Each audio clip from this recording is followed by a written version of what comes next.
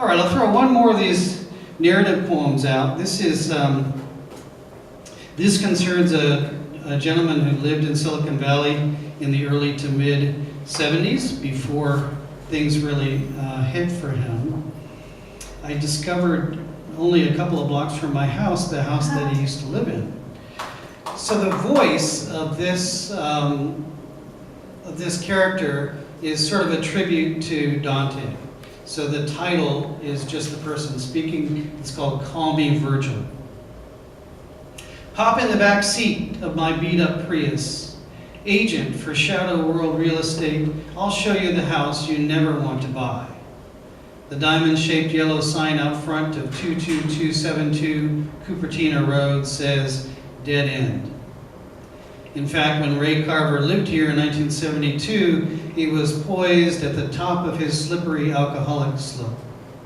The steady rain of whiskey and cheap vodka turned the soil beneath him to mud. It would not be long before he could gain no foothold at all. The remainder of the decade would be one long, slow, bleary-eyed spiral descent. It was here, in this house, that his marriage to Mary Ann dissolved, here that their 2 teenage children were left to raise themselves, and here that drinking emerged as his main occupation. Still, he managed to, a few hours a week, to work on the stories and poems that had begun to bring him notoriety. It was under such circumstances that he adopted the motto of Isak Dinesen, who spoke from a 3x5 card tacked to the wall above his typewriter. Write a little each day, without hope and without despair. Someone else lives here now. Their old heap sits at the end of the driveway, tires low, roof rusted. Ray, too, had trouble with cars. He was forever trying to lose one that had broken down and find one that wouldn't. When he won the first of his big literary awards, he went right out and bought a new one. It was a sign of something, that first new car. His luck had turned. Life would indeed be different now that he could just slide onto the leather upholstery, turn the key, and go wherever he damn well wanted to go. The house is no longer blue, but the dilapidated wagon wheel still leans against the front of the carport. Somebody's idea of a decorative touch. Late on certain summer nights when it was too hot to sleep and Ray was too drunk to write, he would step out onto the lawn, lean against this wagon wheel, listen to the crickets in the olive tree, and gaze up at the foothills.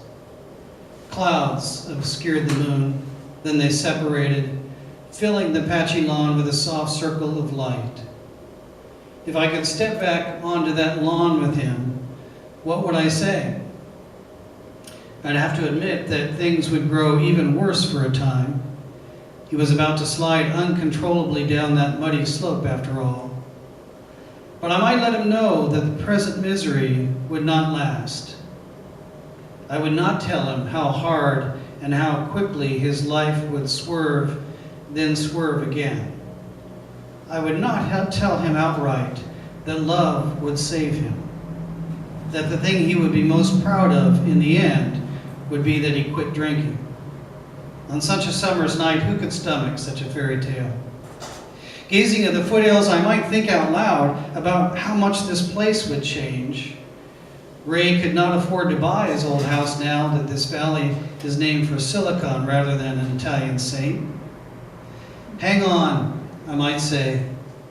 And despite Isak Dinesen, I might encourage him to accept the moment when the midsummer moon sidesteps the clouds as a sign that mercy arrives at the most unexpected moments.